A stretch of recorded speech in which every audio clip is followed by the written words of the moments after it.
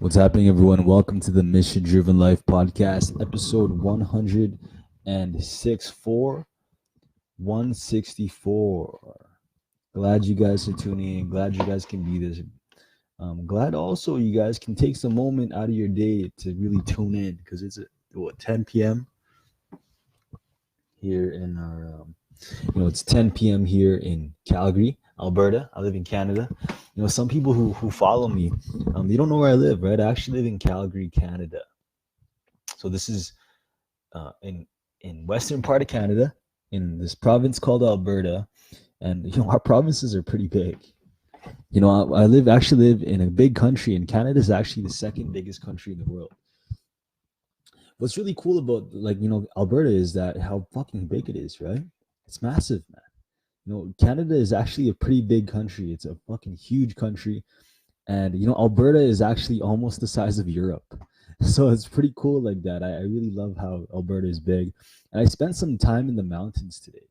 We actually climbed a mountain with some friends, and we actually climbed a big hill, climbed this big place, and fuck, it was awesome, man.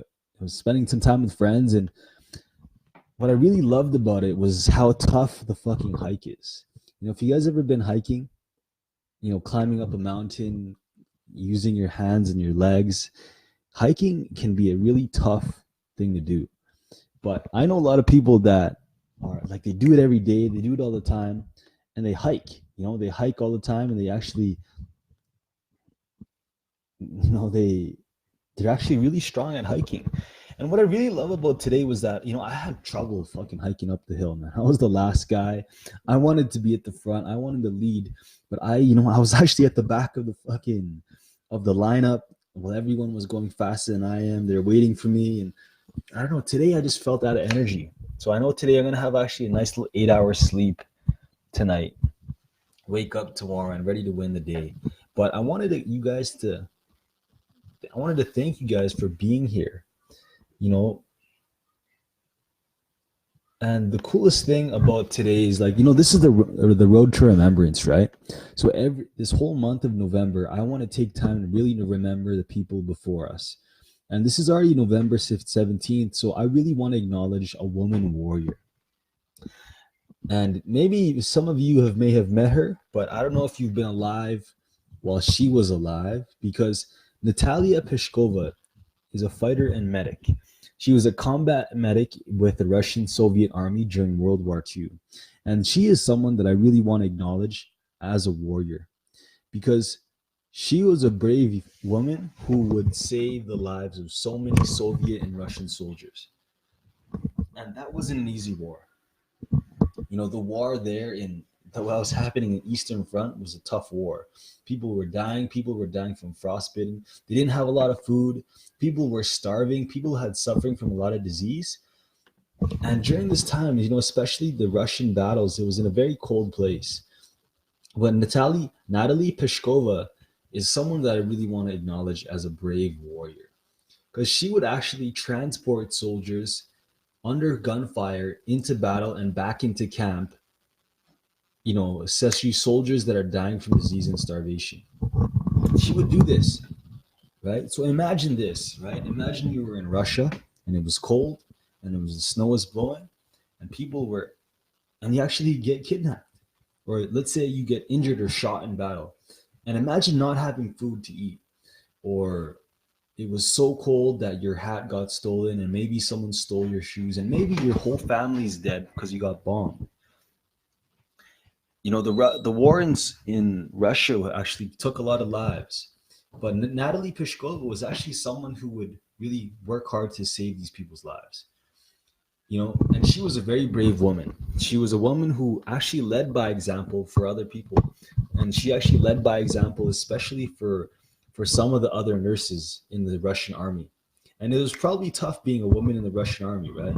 But it was cool that what I learned from her that I really want to acknowledge was that she was scared to lose her weapon. So I guess when you're in the Russian army, if you ever lost your weapon, you would get disgraced, right? People would disgrace you for losing your weapon. But one day the Germans invaded her area, the town. They actually surrounded her area. But she managed to disguise herself and they couldn't find her. The Germans were like, who is this person? but she disguised herself, and later she managed to get away. She managed to get away from all the Germans, but she came back with bravery to fight again, right? To save the other people. She came back and she actually got promoted to the sergeant major rank in the Russian army, which is a pretty big deal. And for her bravery and the things and the people's lives she actually chose, she got awarded the Order of the Red Star. And that's pretty cool because I used to be a huge, buff with, um, I used to be a huge buff with, who was I a buff with?